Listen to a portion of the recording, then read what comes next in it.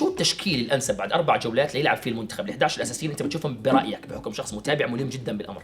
انا برايي بروح مع عبد الله يزيد ابو ليلى في حراسه المرمى، عبد الله نصيب، يزن العرب، محمد ابو النادي بعد الاداء اللي قدمه امبارح اذا ظل في استمراريه طبعا في الاداء هذا ان شاء الله، احسان حداد على اليمين، محمود مرضي على الشمال.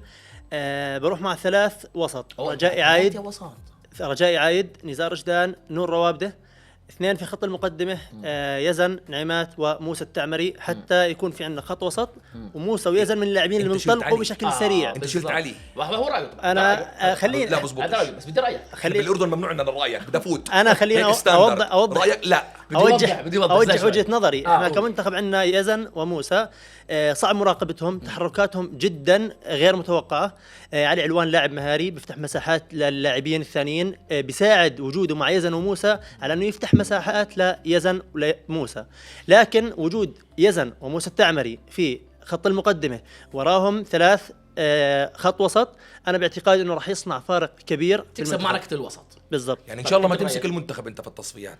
انا برايي انه الشباب اصلا هم الاثنين حكوا، يعني انا بعرف انه موسى ويزن يرتاحان جدا بوجود علي معاهم، لان هم الاثنين منطلقين طيارات، بدهم من يوقف الكره ويسندهم ثم يعطيهم. بكل الاحوال هي اراء، مجرد اراء.